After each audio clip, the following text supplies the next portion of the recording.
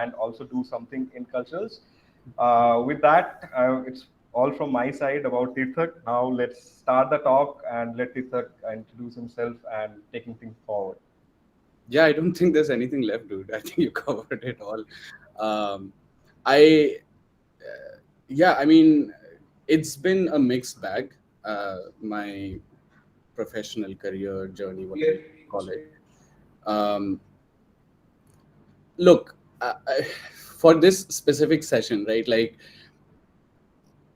I have two, three different personas, right? Like when I go into my work, right? Like which is my main, whatever you want to call it, like my business, my startup stuff, all of that. That's a very different persona than when I sit down to make content, right? Um, I was thinking about this since we set up this session, like which persona am I to be today? And I'm not quite sure. I'm sure we'll figure that out as we go along this conversation. But I guess I'll give you a short snippet of all of these different personas. Um, I was I was born into a very artsy household. My dad is a linguist. He's been a professor. My mom comes from the arts as well.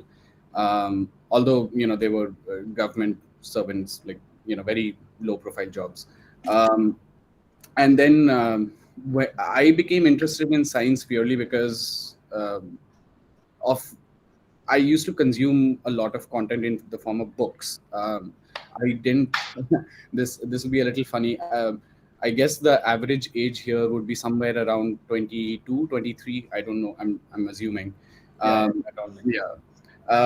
So it might sound strange for you people, but I didn't have a cell phone or a laptop until I was in the States when I went there,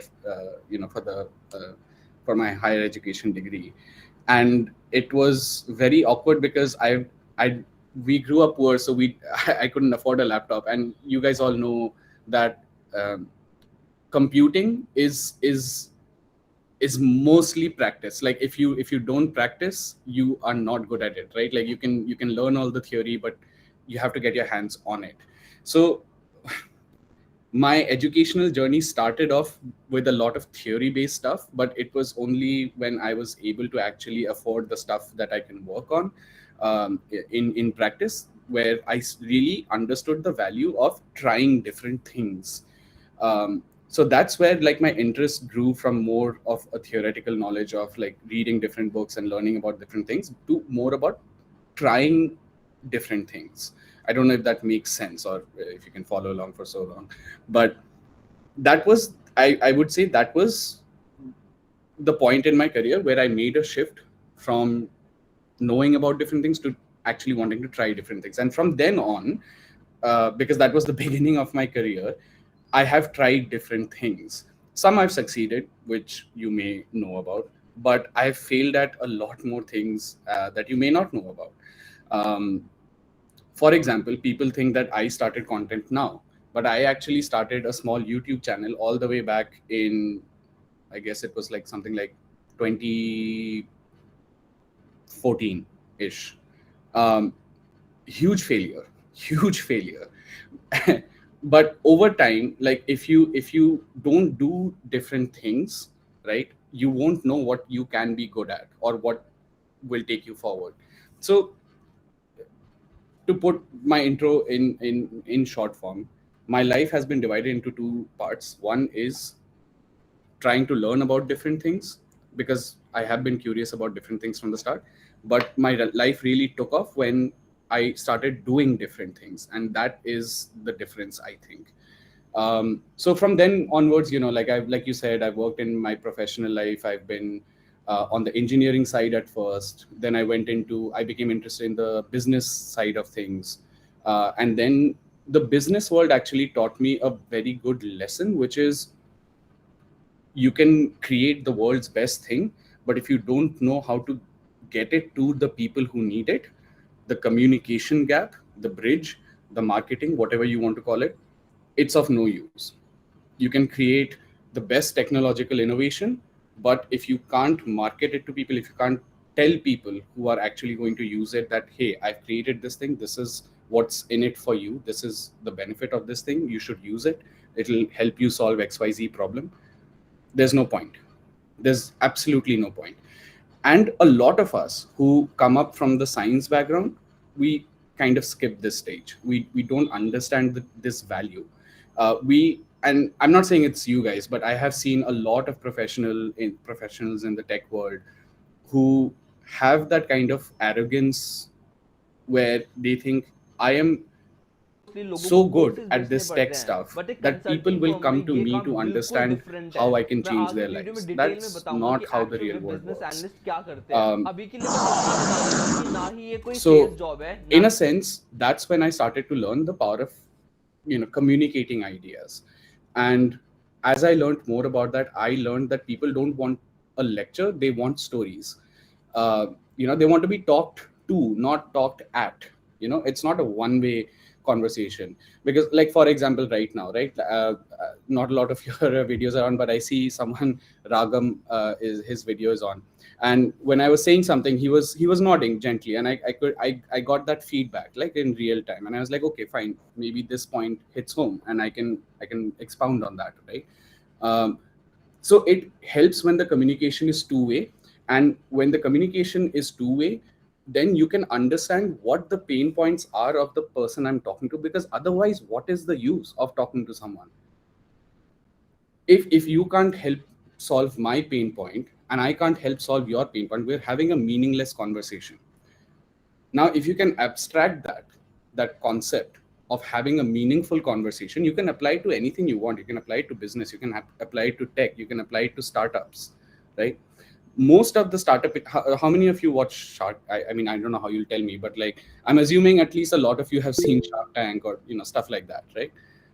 how what is the difference between the good pitches and the bad pitches? It's not the jazz, it's not the flashy stuff, right? It's they say something which a lot of people immediately say, shit, I have that problem, it's in my house, right? I know what they're talking about. This feeling of I know what they're talking about is the hook that gets you in to invested in that conversation, and then you can take them where you want them to go. It can be towards buying a product, it can be towards setting up a business with you, it can be towards buying some technology that you have created, it can be to watch your content, could be anything, right? The second part is the surprise, but what people often do is they bring in that flash and jazz and everything to the first part of the conversation. No, we're humans, you want to connect. um, that's what I mean. So first part of my life, again, I'm just reiterating, trying to just theoretically learn about a lot of stuff that I was interested in. Then the second part is actually practically doing a lot of stuff and seeing what I can be good at.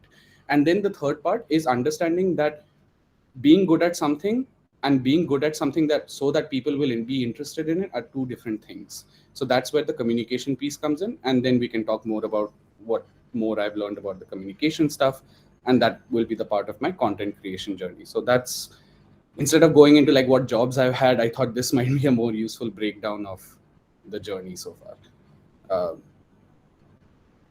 Over to you, Shovik, if you have any questions. No, I don't have any question. I'll save them for the later part of the talk. I think it will be good if you can just move forward and just Sure. talk freely whatever you want to talk. Okay. Sure. I mean, yeah, I guess let's talk about content, right? I see this as more as an opportunity for me. This session, by this I mean this session, more as an opportunity for me than you people, right? You people are bright. You people are one of the country's best institutions. You're smarter than I am. Shovik has 6 years of experience of filmmaking, which is 6 more years than I have. So I don't think I'm here to teach you anything, right? I genuinely don't think that. And it's not false modesty or anything. My journey is a journey of trial and error, like I just said, right? Now, I may have come to some conclusions that you may not have yet reached because maybe of your age or experience or whatever. Given enough time, you will reach those same conclusions. I don't have any special sauce that I can give you. What I do expect from this session is that it's an opportunity for me to maybe bring more people into doing what I want to do for this country's content ecosystem, or whatever you want to call it, right? Like communication ecosystem. It doesn't need to be content, it could be anything. because I came back to India. I stayed in the States for about 7.5 years. Came back end of 2019, and I had this disappointment. I won't mince my words. I was disappointed. Ki- When you talk about science content, right? Who do you talk about? You talk about, I don't know, Veritasium, Vsauce, right? These people, physics girl, whatever, right? Like, informal science content. I'm not talking about like formal education. Why? We we have so many science stories. We have so many history stories to tell. Our country is rich in it, and I'm not being jingoistic like, oh, East or West India is the best. Hey, ya nahi hai, that's a separate question, right? All I'm saying is we do have like a huge library of content. Why are other people telling our stories? Why are we not telling the stories that need to be heard? Simple question, right? And if you extend that idea, why aren't people, when they say, oh, I have a break, I want to watch YouTube, other than a few, I don't know, like, the usual categories of content creators or influencers, right? Fashion, etc., movies, etc. Why is there this big gaping black hole? So I'll tell you a story. I won't take any names, right? I'll tell you that in advance. I won't take any names. But I had a conversation. I was at this event, and I don't know why they called me, because the other two speakers on the panel was, one was a Miss India and the other one was a Roadies finalist.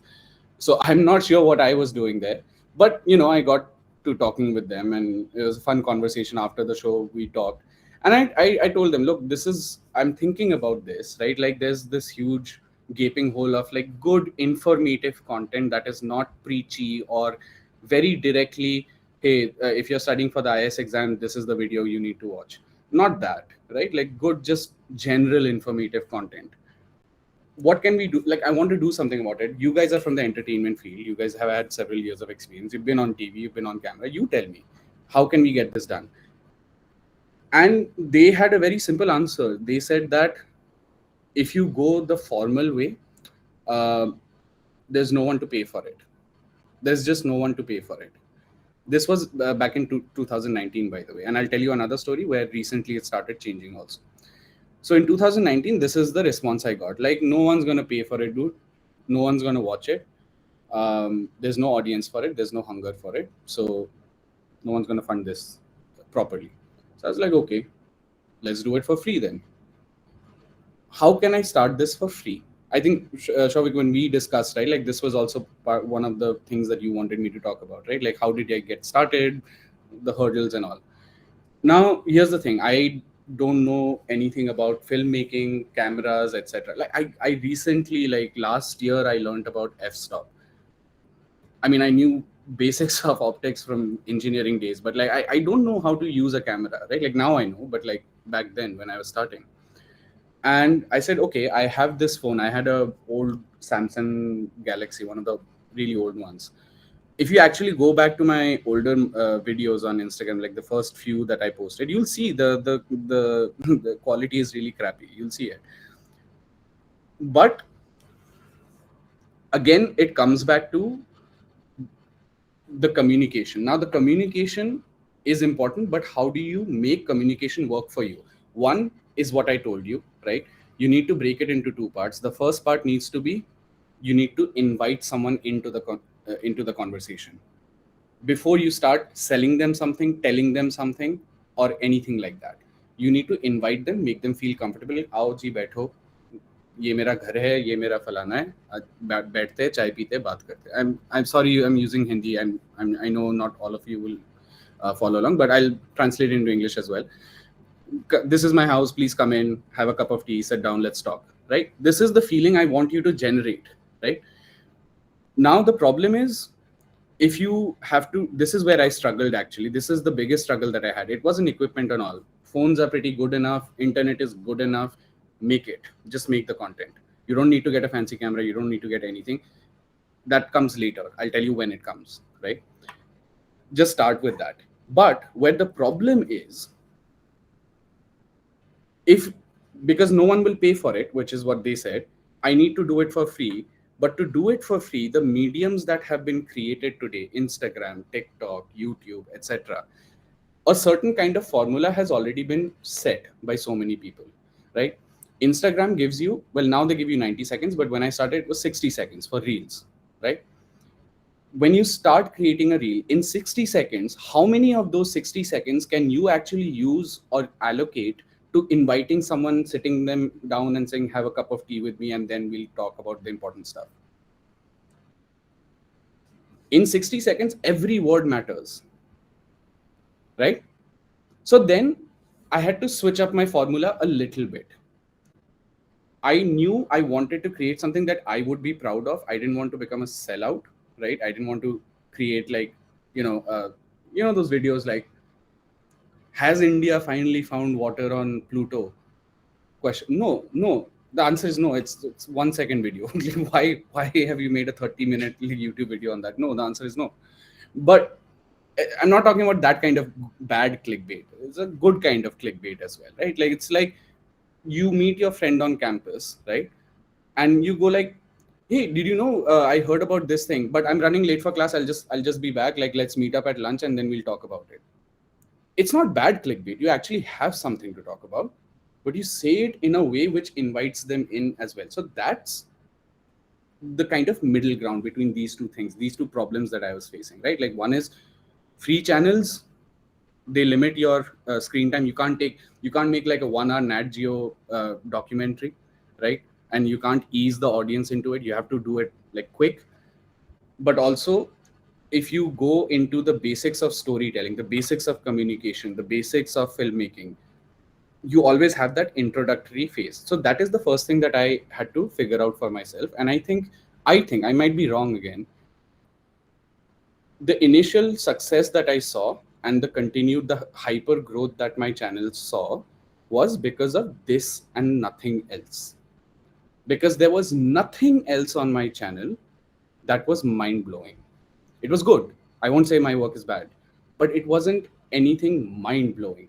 Camera was a shitty phone, right? There was no lighting. I was using window lighting.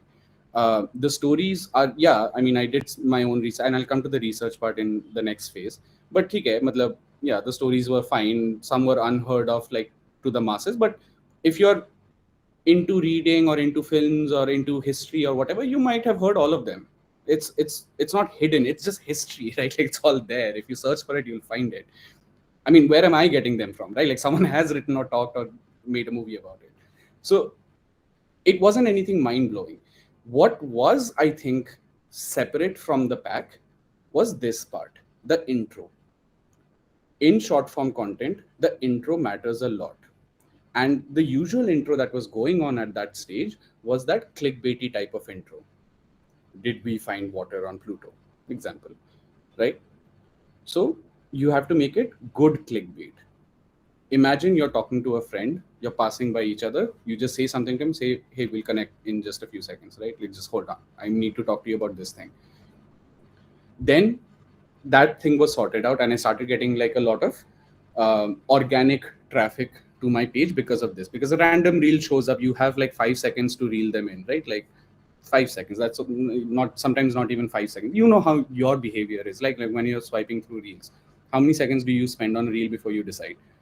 Maybe 5, maybe 10, right? So think about it. Think about your work from that perspective. If someone random, you need the organic traffic. Your friends and your colleagues and your family and your girlfriend and boyfriend, they'll always come and like and comment. They're there, right? But you need that organic if you want the growth. I'm assuming we're having this session because everyone wants to grow to a certain stage. If you don't, that's also fine. If you just want to post for your happiness, you do you. There's no formula for that. But if you want growth, again, there's no formula for that, but there's a few things that you need to keep in mind. It's a mental framework rather than a formula. I hate people who say, iska ye formula hai, this is the formula for hyper growth. No, there's no formula, but it's a mental framework. What most of us do, and I've been guilty of it as well, is that we have that mental framework that, okay, this is my content. What do I like to see? You're not watching your content, your audience is. Someone random is going to come and watch it. So you need to think about what will be good for the greatest number of people. Not the topic. I'm not talking about the topic. I'm talking about how you present your topic, right? Okay. Now let's talk about topic. This was my segue.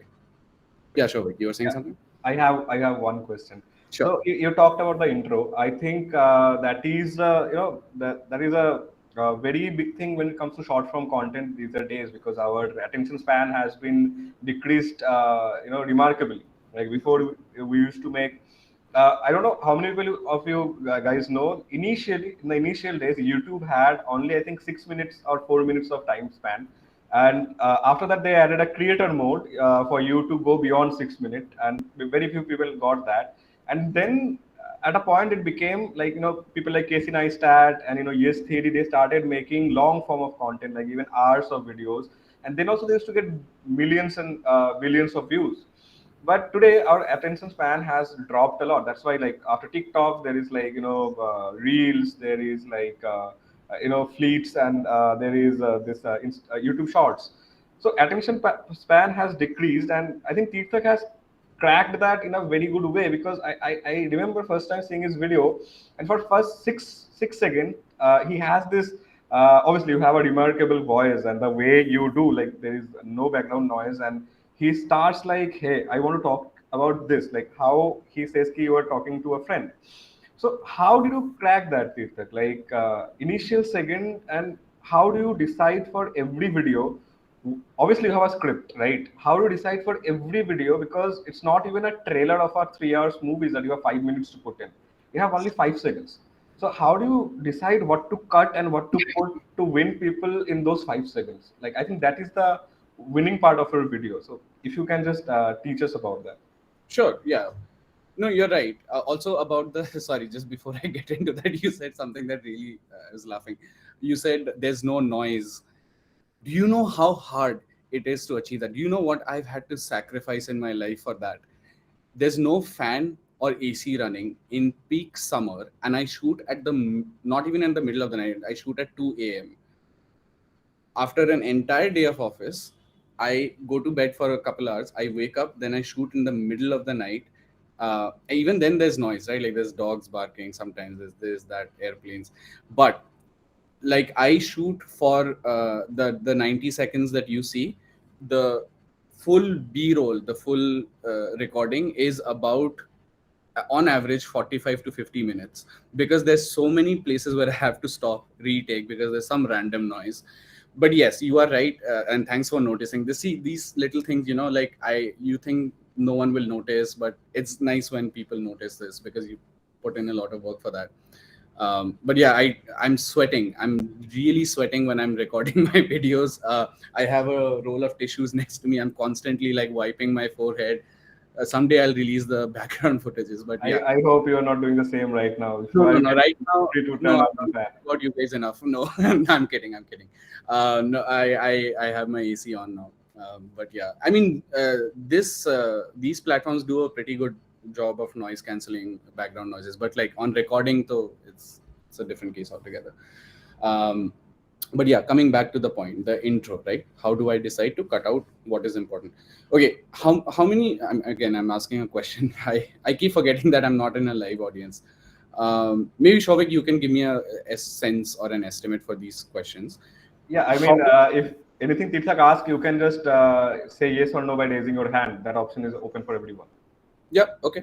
So anyone who has studied the story arc, like, and I'm not saying in general, but like the formula for how the 3-act storyline that usually script writers follow, please raise your hands.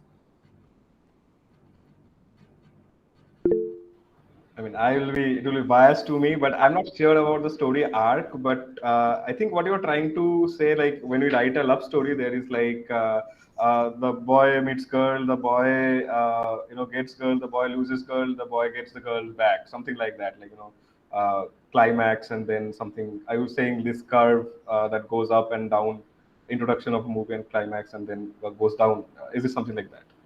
Yeah, so it comes from Plato actually. It's called the hero's journey, right? And it's a formula that has been used for ages for telling a story, right? It's so they call it the hero's journey because usually in those days, like when they wrote about it, it was usually you had a main character like Achilles or Homer or Odysseus, right? And you have these like epics being told through the eye of a protagonist like Arjun in Mahabharata, right? So that's why it's called a hero's journey, but like you can abstract it out to any story basically. So the hero's journey is basically there is a problem, there is a conflict, there is a resolution. And I'm simplifying it, but you can read it up later. There's more stages to it, there's more depth to each part of these stages. But that has stood the test of time from then to now, right? All good stories have these three things, right? There is a challenge or a problem that the hero needs to solve. There's a journey that he solves it in. There's a escalation or the climax, right? And then there's a resolution, right? What I typically do, and this does not apply to each and every story I pick up, and I'll tell you which stories I don't pick that up for. I pick up a part of the escalation point or the climax, which usually people try to hide for the later part of the story. I pick up something from there, not the full reveal, not the full climax, but just what happens before the climax, right? And I put it in the intro in the form of,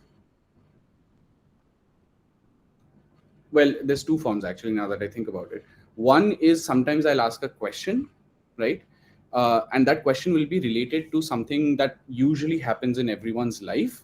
And the answer is going to be that surprising answer that you find out in the climax, right? Like, for example, I did a video where can you patent a living organism? It's not something that happens in everyone's life, but it is something that makes you think, right? I could have started with the doctor's backstory. Hey, there was this doctor born in XYZ city in India. He went to the States, he did this, then he patented a living organism, right? And then the US government filed a case against him, then they fought, and then he won. The winning part is the resolution. Him getting the patent is the resolution, right? So I've seen one of two things happen with at least online content, is people either pick up something from towards the end, or they actually just start with the start, just a character intro, that kind of thing. They typically want to hide the climax, which is understandable, right? Like, because that's what you're telling the story for. That's where all the, the excitement is, the fighting and all of that, the challenges, kya hoga aage, that kind of thing, right? But you take something from there, you abstract it out into something that the audience can relate to. Like recently I did a video, right, about this man who's been selling plots of lunar real estate. Like, he's been selling plots on the moon because he claims that he owns it for whatever reason. Go watch the video. But then I could have started with like, can you own the moon? I think that's if a typical content creator would have started with that, even if they had to ask a question, can you own the moon? Do you care about that question? If the answer is yes, if the answer is no, do you care? No, I don't care. I mean, I care to know about it. Yeah, just tell me yes or no, but like, I don't care beyond that. What I did instead was say, hey, if you struggle from lack of self-esteem, I forget exactly what I said, but like lack of self-esteem or lack of self-confidence, remember the man who sold the moon. Abhi kya hua yahan pe? What happened here was, I have already given away the crux, the climax of the story. There is the man and he sold the moon. There, I've told you. What are you going to do about it? You're still interested. You still want to know, wait, there's a man who sold the moon? What? Tell me more. So it's kind of like, it goes against the 3-act storyline that I was talking about, or the hero's journey. It doesn't go against it. The rest of the story is still the same, But because I have that weird little new age problem, right? Like the first 5 seconds, none of the other story formats in so far till date in human history have had this unique problem where you need to attract in the first 5 seconds, right? So for that, you need to take something out of the climax and be brave enough to put it in the intro. But put it in a way where you are invested. How many people on this, me included, by the way, how many people do suffer from imposter syndrome or lack of confidence ki yeah, I have a good idea but I don't know, like what will people think, should I go out there and do it, can I be that daring? And there's a man who's boldly just selling off the moon and just saying, screw you, I don't care, I own the moon for whatever reason. So that you connect with that, you don't connect with the moon thing. The moon thing is not the story. The story here is that kind of weird, obnoxious self-belief that we sometimes dream that we could have had. We wish sometimes on our bad days. And then that's how I end the video also. That however delusional, and I remember this sentence because I really liked it when I wrote it. However delusional, on our worst days, we all wish we could have a little bit of this kind of confidence. However delusional. And we do, don't we? Some days, on our worst days, when we've suffered a loss. Yeah, I wish I could be as confident as that person who's making millions of dollars by doing something that I would never do. Right? We've all thought it. Good or bad, that's a separate question, right? Yeah. So what my takeaway from is, and what I think people will take away, like you are basically disrupting the law, and you are just leaving the people in a FOMO, just telling you like, do you know the man who sold the moon? And then for next 60 seconds, they want to know, okay, what's the story? Apart from the traditional, conventional way of just build up a story, tell the climax, and then give a smooth transition. I think that's a another thing. Another thing is I took a little bit of inspiration from some of the biggest YouTubers, and you mentioned one of my favorite YouTubers named Casey Neistat, right? I love that guy too. Yeah. Have you noticed and I'll bring up Casey again for another thing that I want to discuss, but that's separate, but I'll bring him up now. Have you noticed what the biggest YouTubers do different from the other ones? In the first few seconds of their video, first segment of their video, and I'm not, by the way, when I say this, I know there's a chance for miscommunication. So I'm not saying, I'm not talking about like technical channels or like review channels, etc. Unka format alag, that format is different. I'm talking about like content channels, they get right into it. There's no intro. The intro maybe comes later if they have time for it. Casey gets right into it. Right? Yeah, I mean, a typical Casey Neistat video will start, he just, hammering a camera lens or, just cutting a MacBook, and then the movie begins with a, Mr. Beast. Yeah, Mr. Beast. I don't follow his channel or whatever. Like, I don't relate to that kind of content, but I've seen his content, right? Who hasn't? And he does the same thing. He'll just get right into it. Just take the audience member. Hey man, how are you? Dive into the swimming pool. Push them into the swimming pool, deep end. And then help them come out the other end, right? They can't leave. Okay. Right? Okay. Yeah. And how do you do that in the 30-second, 60-second, 90-second format? How do you do that without being abrasive, right? You don't have a lot of shots that you can show. Like, I can't be like Casey Neistat cutting up a MacBook in half, right? That takes away like what, 15 seconds at least, right? Yeah. So you have to do it with your words, and I can't show you. I don't have it on this laptop, but if I could, I would have screen shared and shown you. Each of my scripts, when I start writing it out, the most amount of work goes into figuring out that first sentence. There's so many variations because sometimes I have to reduce words also. Because by the way, 90 seconds at my speaking pace is about, comfortably it's 240 words, uncomfortably it's 250 words. Yeah, I'll interrupt again. So what it feels from your video sometimes that, do you by any chance fast forward your audio a bit? Sometimes. Yeah. Sometimes. Because I have to make that decision. So good that you asked, because I was going to come to that exactly. So it's 240 to 250 words. 240 is comfortably, I can do it without increasing the speed. 250 or 255 is like when I have to, like some parts I have to like fast forward. I become a lot smarter about what feels not jarring to fast forward. I wasn't that good at it when I started out, because in the beginning the videos were all fast forward, you can see it. But now I've become better with writing the scripts as well, editing the script, so there isn't a lot of times when I need to do that. But where I come across a story, like recently, for example, I did this video on the Calutron girls. I don't know if you folks have seen it, but that is a story where the story is more important than my time limit, right? And I have to make space for telling the story in its full context, right? I leaving out a word somewhere could have given the completely wrong context for some of the parts. And I didn't want to do that because it was a very highly charged, sensitive kind of arena of discussion. So there I will maybe fast forward a few segments to answer your question. Yeah, I'll try to point out one thing. So people who follow Tirthak or who did not follow before this talk or something, I am a huge follower. So I'll tell you the background you see behind Tirthak. Like this is, I think, the typical background for all the videos, right?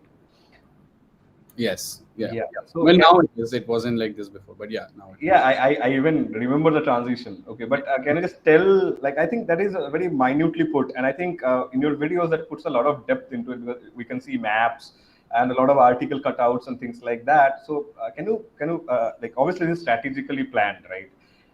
So can you just tell us like how do you focus on these small parts? And also I try to point out, like, one thing also I have noticed that in most of your videos you are wearing a black shirt and probably some similar shirt and same position, same chair, same background you sit and talk. I think that makes it a bit easier for you. I think Steve Jobs used to follow the same thing so that he's confused and things like that. And also that creates a brand around you that okay, black turtleneck, blue denim, and tennis shoes. Okay, Steve Jobs. Okay, and also I think that makes a bit easier for you to choose a destination, time, and what to wear, and it makes it very easy for you to shoot every videos.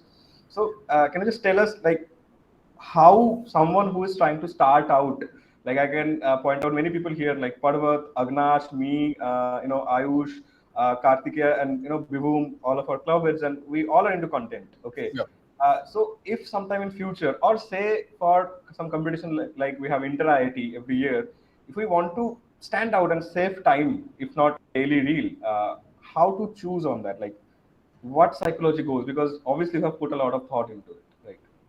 Got it. Okay.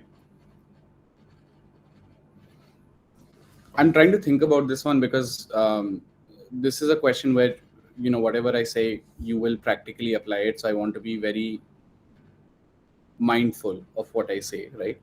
And if you feel that I haven't given you enough context about something that I'm about to say, please ask, right? Clarify it. Let's talk about the setting first, right?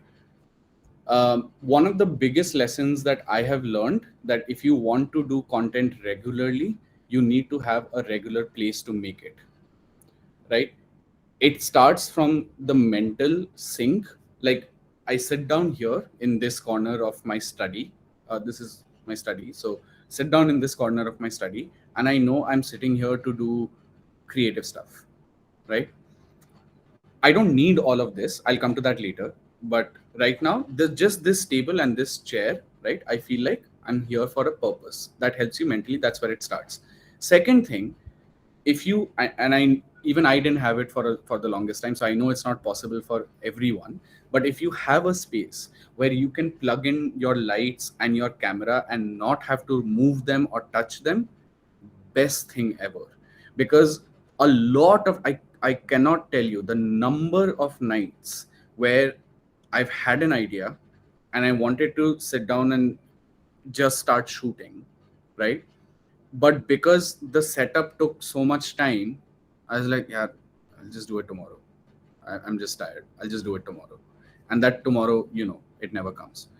So set up a place which you don't have to change. It'll help you so much. It's an investment, I know, and it's not possible because maybe you guys are in dorms, etc. I'm not sure, I'm just assuming. So maybe it's difficult at this point in your life, but try. If you can collaborate and create a space like that where you guys can take turns, try for that. I don't know, right? So that is number one. Number two, the decor and all, right? I would say don't worry about it right now. I would honestly, genuinely say that. And again, this is a place where like you can ask me for context, right? I would genuinely say don't worry about all of this, because none of this it was for the videos, except for, I don't know if you can see. Wait, let me turn off the background thing. Can you see the background better now without the blur? Yes. Okay. These maps I've had for a long time. This is an antique map that I specially bought because I am genuinely interested in maps, right? This globe was a gift by one of my family members that I genuinely collect globes. This is not my permanent house. My permanent house is somewhere else. And you should see, I have like a huge library there. And Shavik, you've been following me for some time. You must have seen the library. Yeah, I even know that you're a painter. You paint and like Okay, I've seen that. let's not get into that. But yeah, I mean, so I, in my main house, which is my parents' house, I have this huge library space, right? And it's full of books and full of the things that I like in life, right? So it has a lot of antique maps, etc.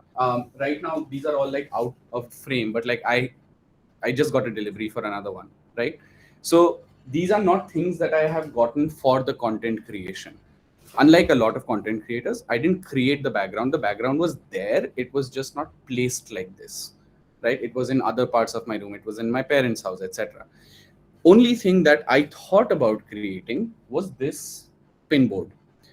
Now, what you see on the pinboard, again, this is not just stuff that I've put. If I can't take you because like my laptop is connected there.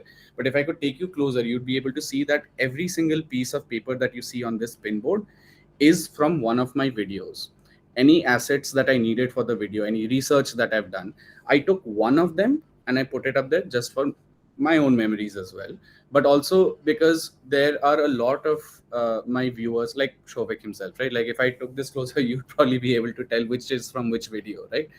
So sometimes it creates that familiarity and that relationship with your content creator as well. Like, hey, I recognize that one. I really like that video. Sometimes you get bored while watching a video. Not all of my videos are great. Sometimes you can get bored. So your eyes like focus. Oh yeah, video, nice. Oh, okay, come back, right? Happens sometimes. So it's psychologically warm and fuzzy. If you've been following me for a long time, that's for you. That's not for anyone else, right? Okay, now let's talk about the overall aesthetics. This I can't really describe. There's no formula to it. This depends on who you are as a person, what kind of content you are making, right? What is the kind of message you want to send out there, and what kind of audience do you want to attract? When I started with this, let me give you some inside gossip. When I started with this, every single video, there used to be 3 comments. I'm the average mein. There's on average, there used to be 3 comments. He's just trying to look intellectual.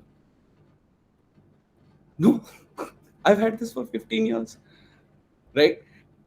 He's just putting these things up as if like he's doing all the investigation and research himself. I not investigating, but I am doing the research. Yes. So you see what I'm saying, right? Like over time, because I didn't stop, I could have like gotten into that, like, oh, what are people thinking? I'll change this. No, what I did was I stuck with this, and eventually over time, the people who didn't like this left. That is the beauty of the internet. You can leave. You don't have to announce it. Just go. And people who actually like this, who are my people, they came and they stayed. Great, good for me. This is a filter. The aesthetic that you create is a filter for what kind of audience you want to bring in. And it won't help you in the beginning. It will actually hurt you, like I just said, right? Like sometimes it'll hurt. But over time, if you can stick with it, you'll be thankful for it later when you have, let's say, 50K, 100K, brands are coming in. Because by that time, you've built a brand of yourself. My brand, I think my manager Piyush is here, my content manager Piyush. He and I did this exercise some time back where he was like, Tirthak, how would you describe yourself? Like, how do I like pitch you to brands, or like if brands come and say like, what is Tirthak mean? What do I say? I said, well, I thought about it, and then I was like, learning as a lifestyle, not for some goal, right? This is my lifestyle. It looks like this. It looks amazing. Learning doesn't have to look boring and dry and dusty. It's surround yourself with the things you like. It doesn't need to be neat. It doesn't need to be glossy and perfect and framed. And it's not. What is that called? Shovik, help me out here. Something academia. There's this thing, no, this style on Instagram where people post like really pretty pictures. Dark academia. I just remembered. Yes. And if you search the hashtag dark academia, you'll see a lot of they look really great, but you can tell that they've obviously been placed there just for this picture. It's not like they use it. So build a life. So mine was learning as a lifestyle, because that's what my lifestyle actually is. If you could see the rest of my house and my room, and you've seen some of it, Shovik, because you've been there for such a long time. You've seen my library, you've seen the rest of my house. It's actually like that everywhere, in all corners of my house. So this corner is not different. So what I'm trying to say is, don't worry about this too much. This will happen organically. Once you figure out what content you're making, who you are, who you want to attract, these three things will create your background. Can't copy paste someone else's formula, and you shouldn't, right? Even if you were to get these exact things, I can bet your video won't be Tirthak Sir. Your video might be better. Your video might be Shovik, but it won't be Tirthak Sir. I'm sorry. And a lot of people have tried, like you said in the beginning, right? So yeah, you just got to understand yourself, and then वहाँ से confidence आएगा. Like, okay, this is me. And you asked me one third question. Which one was that? Can you just point me back towards? Yeah, another thing, we are a bit short on time. We have like half an hour more too, because people will have to go and eat. Sure. So now I'll just ask a few set of questions, me, Ayush, and everyone prepared for you, so that it can help our aspiring filmmakers of our college. Few technical questions, a few questions about you, and then we will open for 5-10 minutes for Q&A for everyone.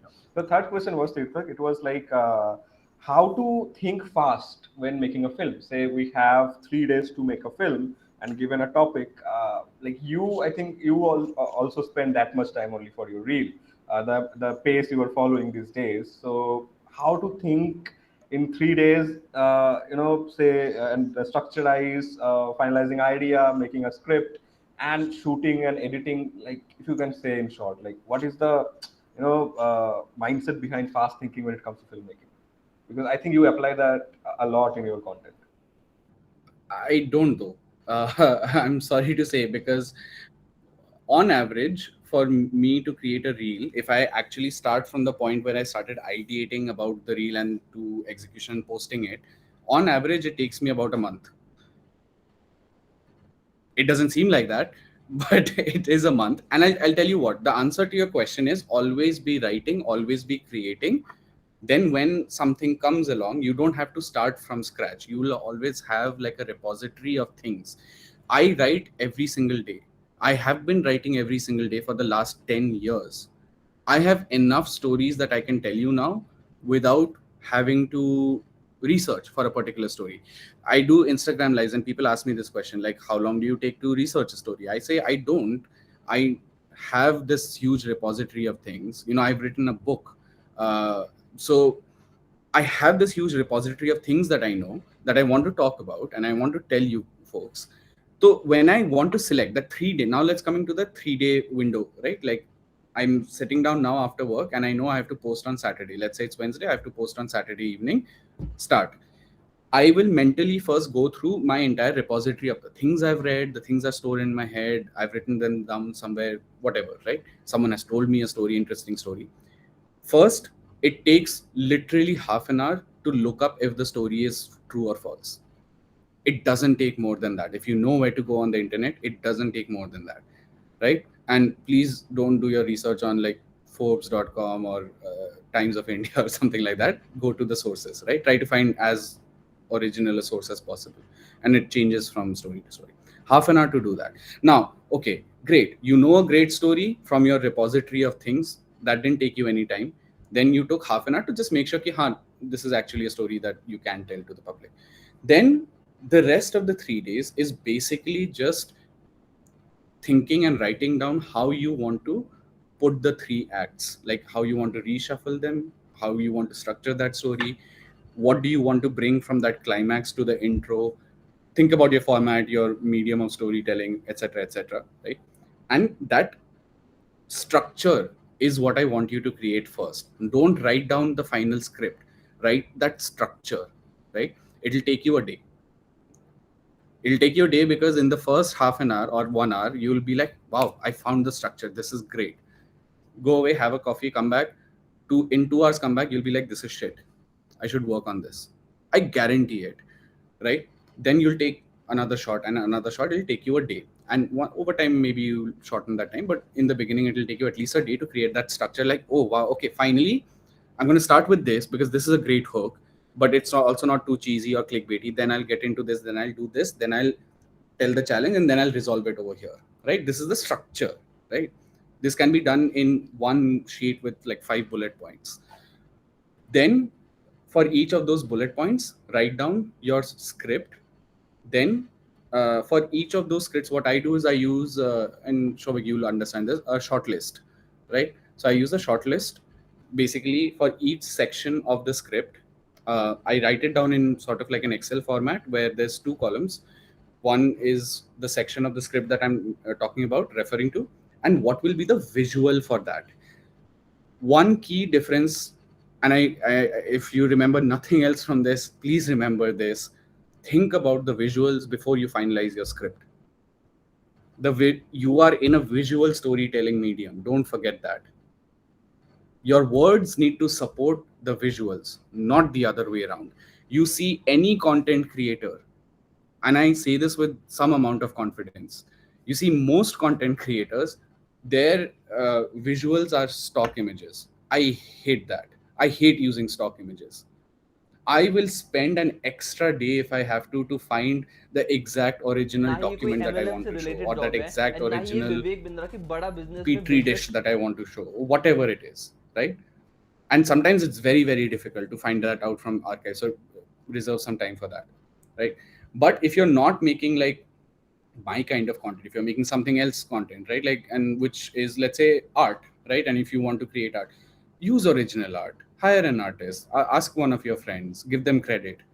Don't be lazy about the visuals, because that more than anything, the visuals and the audio quality is what turns off an audience, right?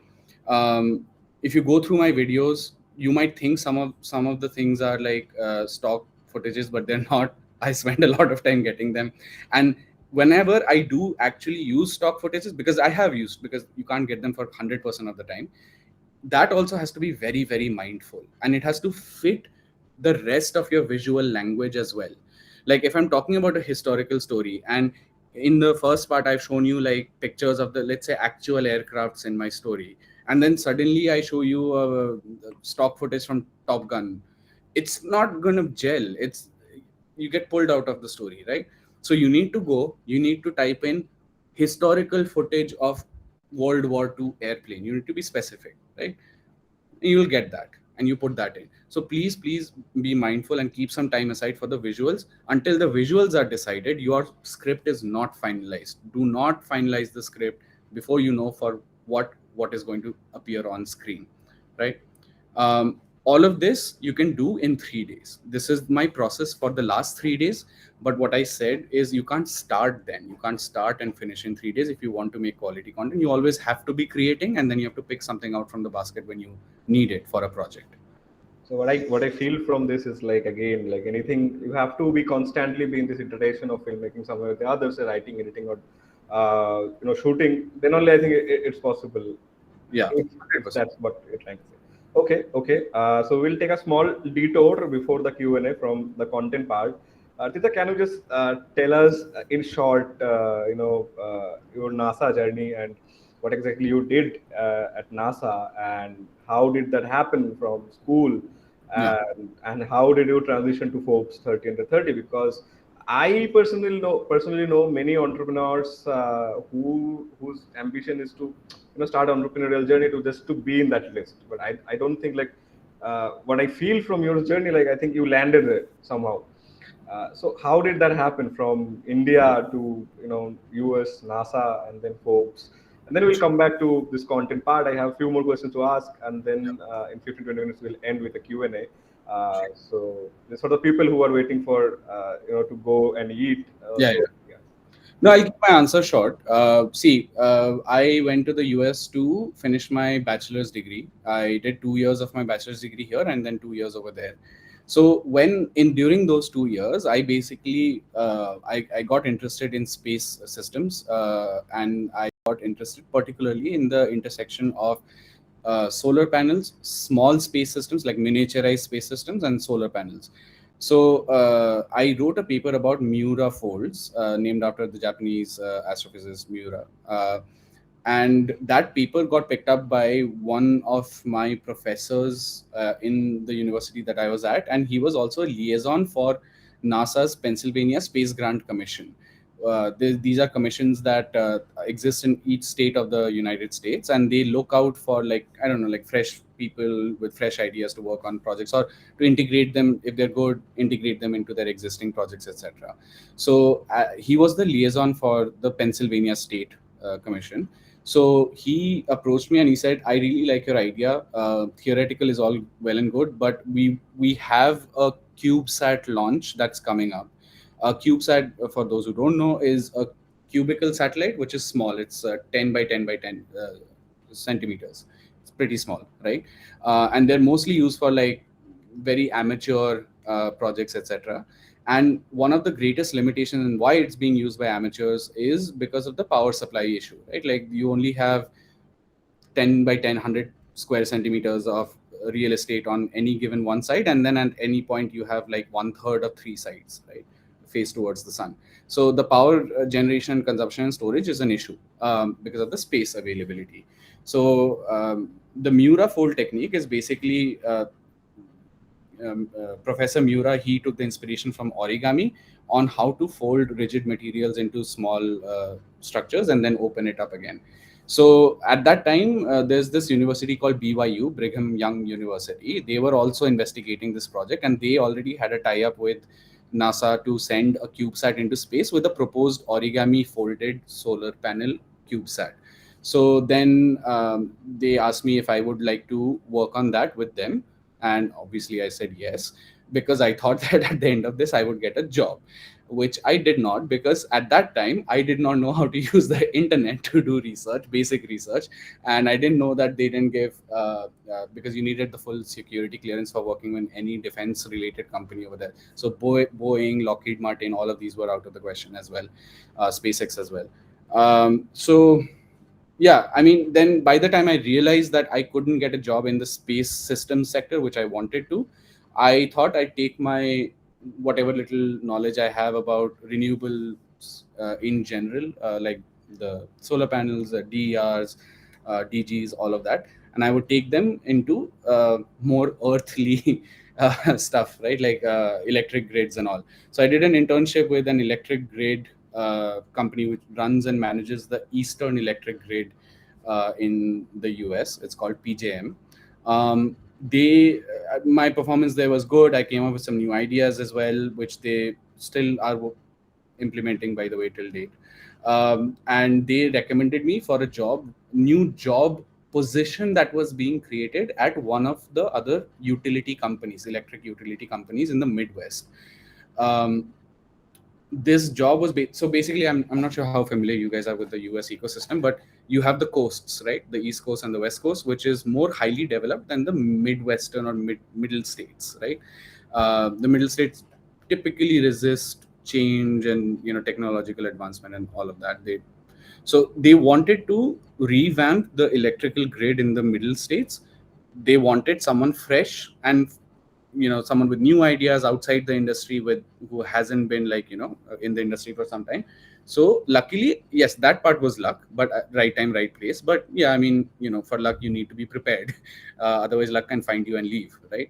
So because of all this past experience, they gave me that job. I did for 2.5 years. In that time, I implemented renewable energy systems, microgrids, DERs, electric vehicles, programs that brought in almost $1 billion of into the economy, like both inwards, outwards. Like people pay for it, but it goes out in terms of services, right? Like, because these are state run utilities. These are not private for-profit enterprises. It's like BHEL or for us, right? Or NTPC. So there was $1 billion added into the economy, which is why the CEO of the utility company that I was at, who was my boss, he nominated me to the Forbes thing, and I got in. Actually didn't tell me. I found out on the day of the selections. So I was at work only. I was at my cubicle. He came and said, "Turn on your computer, go to this site." So I didn't even understand. To be very honest, like at first I didn't understand what this was, because again, like you have to understand, this was way back when, right? Like, and I till that point I wasn't very worldly wise, so I didn't know about these things, like what value it has or doesn't have, etc., etc. So I just sort of happened. I will tell you something though, and because I care for you guys as well, so I'll be very honest. Since then, I have heard from not only in the US ecosystem, but also mainly in the Indian ecosystem, because Forbes has the 30 under 30 thing has 4 lists. One is the North American list, one is the Asian list, one is Europe, and one is I think APAC, some division over there. Especially in the Asian one, there is a lot of buying and selling. Apparently, I don't know if that's the case. I genuinely don't know. I'm not making any allegations. I just don't know. But I've heard from a lot of places that if you have money, you can get in.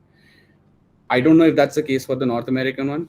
I didn't have any money. I've been paying off my student loans till last year, so I didn't have any money.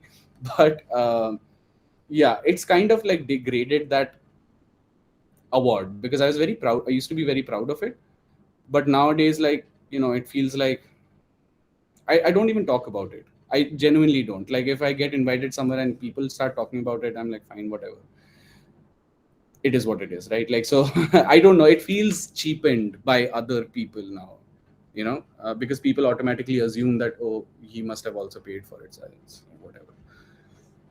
So Okay. that's my journey. That was something I did not know, but still, like people literally, flaunt about it or mention. But I think that was still a remarkable journey. So now I'll ask about a transition. Then, what happened? Like, why coming back to India, and what happened to you after that, and how did you switch to content all of a sudden? And I think you have a like. Wide career apart from content, and what is that, what is your other day job, if there is any, and if you can just tell that story to us. Sure. So I'll pick up where I left off. So I did that 2.5 years with that electric utility. While doing that, because you understand, I wasn't given, and I can say this, and they were great people, but I wasn't given any support or a team. This was all just a one-person team, me and my boss, who was the CEO, right? Because the rest of the people were resisting the change. So by virtue of the nature of that program, having to run such a big program almost by yourself with limited budget, you have to become a businessman.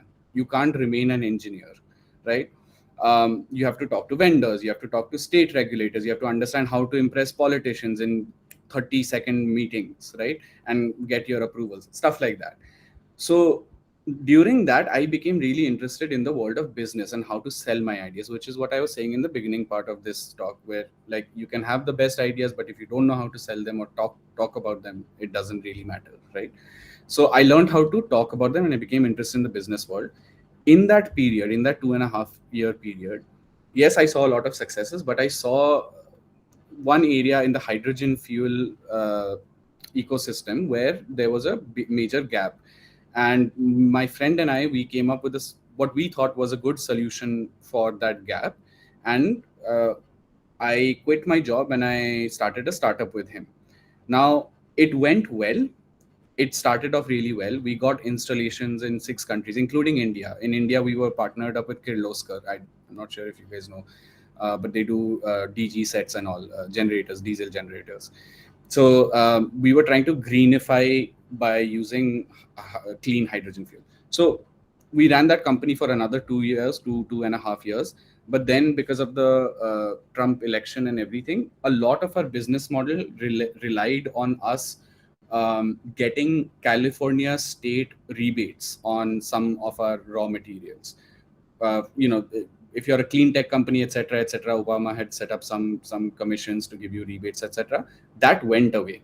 With that gone away, and our startup not having matured to the place where we can rely on economies of scale, our financial model just crumbled, and we had to stop. So that is when I came back to India. But by that time, I was fairly experienced in entrepreneurship. So I came back to India with whatever money we made off the startup, and I did freelance for a while, just helping other startups grow. Like, you know, typically through my contacts in the VC world, like Sequoia, etc. They would tell me that, hey, there's this startup that, you know, it's doing good, it's in our portfolio, maybe you want to like help them out. So I became sort of an advisor to CEOs, etc. Then recently, it's been 2 years now, but recently I started as an advisor to them, but now I've fully joined their team. I'm working with this team called Locus. They are in the automation, intelligence, SaaS, enterprise SaaS space.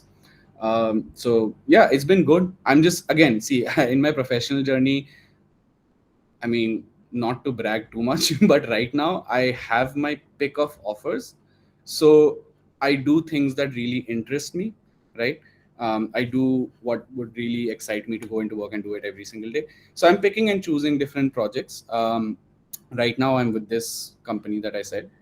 Who knows, in the future I might switch again. But yeah, this has been, in short, my professional journey so far. And you asked me about content. How did I get interested in content? This was the switch from into the business world that taught me the importance of communication and content and marketing and all of that. So when I came to India and I saw there's this gap, I tried to apply those principles, which we've been talking about all this time, into content creation. And that is what I think you guys are also identifying as fresh content, which you've never seen, because it's more scientifically created content that actually adheres to the basic principles of storytelling, marketing, etc., instead of just random content creation. Yeah. So now, like when you started, like many of we also are going to start or think about starting. Like, how did you overcome the challenges, like not having a proper camera, then not having a proper microphone? Then I know that you used to edit on mobile, right? I still do. You still do that. Power editor. What is it? Editor? I forgot. Uh, it's called UCut. Whenever I post reels, I edit on UCut. But now that I've started doing YouTube as well, that I do professionally on DaVinci. So it's not like I don't know how to, but I just don't, because it's so much easier and it's so much less time consuming to do it on UCut. Okay, so if someone wants to start, or say we also face a lot of times many challenges as a filmmaker of infrastructure in our IIT film club and everything. So just say someone from here wants to start off, right, and he doesn't know what infrastructure he needs and how to use them or something. What would you suggest them? What would be your thing, like to what would be their source of confidence to get started, and what resources you would ask them to, bare minimum resources to follow? Okay, so my answer is going to be kind of dickish about this, and I apologize in advance, right? See, there's two things you need to know. One is what you need, right? And the other is the ability to get it, right? These are the two stumbling blocks. You can't get either of these until you start. You won't know what you need until you start doing things and then figure out that, oh, you know what, on I really could use this lens instead of this. I need the Sigma 16 instead of, whatever, the Sigma 40, right? How will you know what you want? That's the first step, right? How will you know what you want without starting? I can't give you a prescribed list of things that if you have this camera, this lens, this stand, this light, your content's going to be great. No, it's not. Just do it. Pick up your phone, pick up whatever you have, borrow a phone, borrow a camera, put it on a windowsill, learn about, one thing I'll tell you, learn, right? What I did first was not make, first I learned. I turned on YouTube, I learned about lighting, right? Why lighting matters, what are the different kinds of light sources that people use in movies. And you guys already know this, I didn't know this, right? Like accent lighting, or like primary light and secondary light, and this and that, what creates what shadows, why a softbox is necessary, how to create a softbox if you don't have one, get like a gamcha, throw it over your window, right? there's hacks to everything, and we Indians are good at hacks. But first, you need to know what you need. For that, you need to learn. There's lots of free resources for that. And the second, more important, is you need to start doing. Because until you do in your particular situation, there can be 100 YouTube videos that tell you to do a certain thing a certain way. They'll be like, use window lighting. Arey, I don't have a window. I live in a small house. I don't have a window. I live in the basement. I'm in a rented place. Where am I going to get a window? So you need to start doing, because you will understand what you need for your situation. What you've learned, you then start applying practically to your particular situation, right? And then once you start doing it, you'll be able to make some money, able to get more things, and that will come. But just start. I can't give you any advice for just starting, right? You just have to start. Okay. I mean, sorry, just to tie up that point, I could have gotten a better phone. I had an iPhone from the start, which I used for like my personal stuff, but I just didn't want to use it because I also feel greater the quality, it takes away, because you're in a very conversationalist medium. Instagram, social media, it's supposed to be social medium. If you put too much of like a film quality look, right, initially, people are going to be like, I can go to YouTube for this, I can watch a movie for this, I don't need this here. Just the content is king, right? It's social media, be social with them. So sometimes you intentionally have to degrade your quality as well a little bit just to connect better. Okay. Okay. Next question is like, do you have any suggestion for people to choose a niche topic, like how you chose this, remarkable genre of creating informative content? It's like, Nat Geo, but on steroids and in Instagram Reels. So, any two, three that you think a potential genre where people can start creating content, maybe from this 37. Mm, No, I have always till date refused to answer this question, and I will continue to do so, because this question, the question is great. I'm not talking shit about the question itself, but this question cannot have an answer. Anyone who's answering this question is blocking you from your full potential, which you even don't know right now, right? So all I will say is, if you want to, again, there's two things. If you want to just do it for yourself, just do whatever you want. If you want like growth and social media followers and all of that, don't look for a formula, but change your the mental framework that you operate in when searching for topics, right? The mental framework shouldn't be um, how can I get more followers, or what is the most clickbaity topic. The mental framework should be, can I be the best answer on the internet about this particular thing? If there is a question on the entire internet, I want to create the best possible answer that people will go to. That people, because if you create that, if someone asks, hey, was there a man who sold the moon? My piece of content, maybe it's not, but I hope so, that my piece of content will become the best answer to that question. If you do that, people will share, people will talk about it, people will do all of the things that you want out of social media organically. You don't have to think about those things. So just keep the mindset, can I be the best answer to this question? Now, how to pick up that question is more of what that question, your query was about. I would say, and this is a very shitty answer, and I apologize in advance, but really think about it. Most probably, no one is going to watch your content. 9 times out of 10, careers in the media don't start. So when you're starting, you don't know if you're that one person or those part of those 9 people, right? So you have to pick something that you would be happy talking about, or happy spending energy and time and money into talking about, even if no one watched. What is that one thing? I was telling these stories anyway to my friends, to my families, because I read something or I discovered something and I was like, oh shit, I have to tell the story. Right? I was doing that for free anyway. I would have done that all my life at parties, etc., at meetings, etc. I heard this thing, and I used to tell it in my way, and they liked it. And my friends were all like, you should start doing this on social media. It was a joke. It was a running joke for a long time. But then I did it, and other people liked it. New people liked it. So you have to start with the assumption that no one will watch, and I'll still be happy doing this niche. What is that niche? I can't answer that for you, and I don't want to. I can't tell you, oh, these niches are going to be hot in 2024. I don't want to do that. So, yeah. Okay, okay. So I think that answers a lot of questions. Now we are open to the Q&A. Most of the people have left because our lunch dinner hour is till 9. So, Sure, sure. but still, whoever is here, feel free to unmute yourself and ask a question.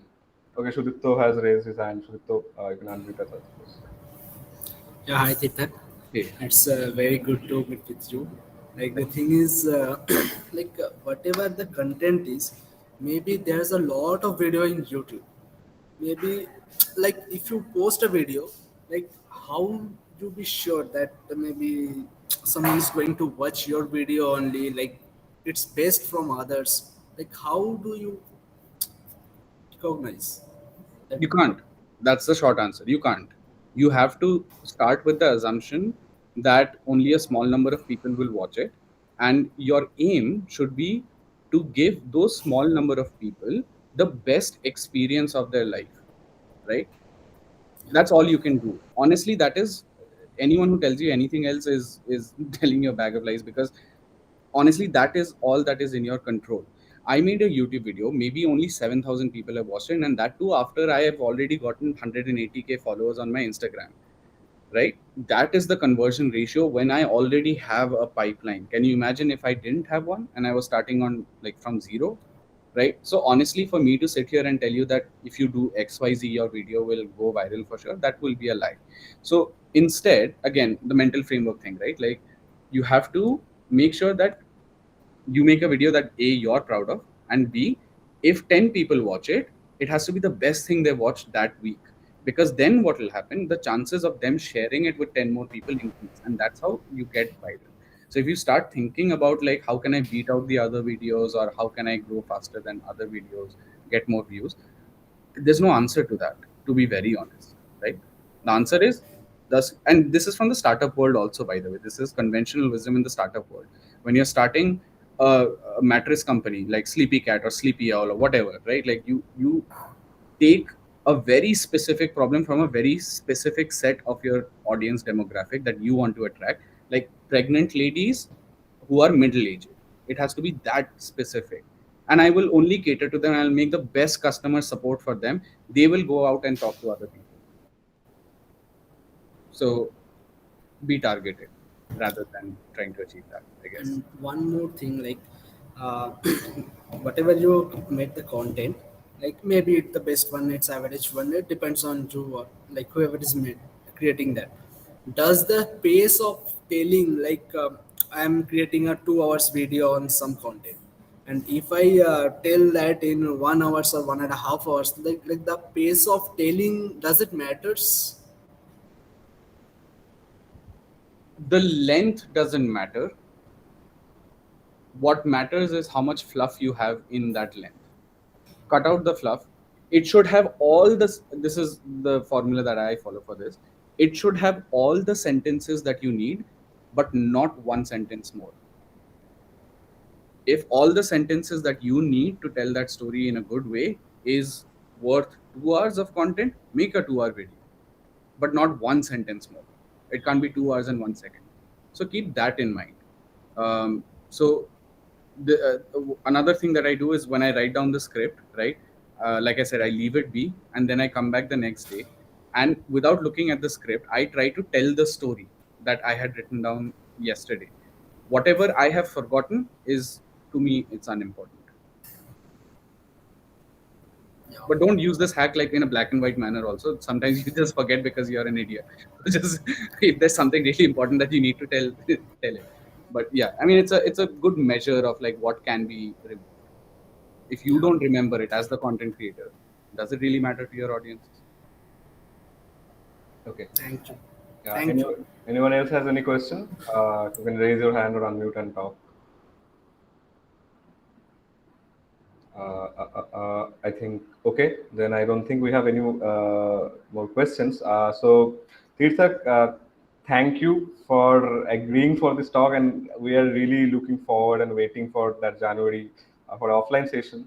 Yeah. And I think that will be more interactive in a more active hour maybe. But to end, what suggestion would you pass on to this, IIT Palakkad students and And one extra thing I would like to ask, like, what is your take on IIT? Like, people say these are days like it's becoming a bit more overrated and things like that. But what is your take on this? And what message do you pass on to the people who want to say go to NASA, that part of your journey, consultant type or कोई want job to है, बहुत लोगों start को a ये content misconception journey, भी है कि मैं सीधा and सीईओ या say सीएफओ want के to पास start a जाता हूँ startup, एंड उनको or ये to बोलता हूँ कि do यार तुम्हें something beyond their ways? So, yeah. I mean, I didn't get into IIT. I don't know if we should ask me that question.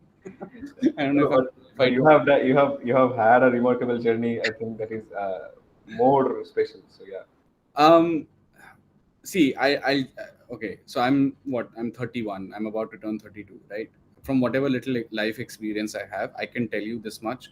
um your institution matters only in the network that you make, right? The education, yes, sometimes it's a you have a greater probability of finding a good teacher in a place like IIT, a good professor in a place like IIT, rather than some private institution. The probability is greater. Doesn't mean it will happen. Some IITs have great teachers, some IITs don't have great teachers. We all know that, right? So it's not really, the education doesn't matter to me after a certain point of time, because you all are smart people. You will learn on your own as well. You spend your life learning as a lifestyle, right? I think all of you have that. What will last you is the networks that you create, and the networks that you create in this day and age of internet and LinkedIn and all of these things, you can have outside of IIT as well. Now, does that mean that I'm saying IIT is worthless? No, it's not. Again, the probability of you finding a better network more easily, it's not in absolutes, it's in probabilities. Probability of a better network, probability of getting it in your immediate circle is much higher at elite institutions than otherwise. But I will also tell you this: within the first 2 to 3 years of you exiting your institution and getting into quote unquote the real world or the business professional world, that difference will erode. It'll go away. So make most of it in the initial years after you leave college, and then expect that after a certain point the playing field will become level. The good students from other institutions will make their own networks, they'll find their own way. You guys will eventually lose some connections, it'll get leveled out. Now, to the second part of your question, for those who want to do XYZ things, all of that depends on you. All of that 100% depends on you. And I will fight anyone who says anything else. If tomorrow Shudipto goes and he does something great, he wins the Nobel Prize, there's going to be a lot of newspapers writing, oh, he's from IIT, this and that. No, I know for a fact 100% he did that on his own because of who he is, not because of the institution. So is IIT overrated? Yes. Is it underrated? Also yes. Do I care about the ratings? I don't. Because in 2 to 3 years you are not going to be asking this question. It will be meaningless to you, I can promise you that. Okay. Hope that helps. Any okay. Okay, it's fine. So with that, we'll conclude. Tirthak, we are really waiting for you to come on the campus on January. We hope we can make it happen. And till then, thank you for giving this much time. With that, we'll conclude. All right, thank you so much. It's a pleasure to seeing and talking with all of you. Thank you for having me. Yeah. Bye, Tirthak. Thank Bye, you, everybody. Peter. Bye. Bye.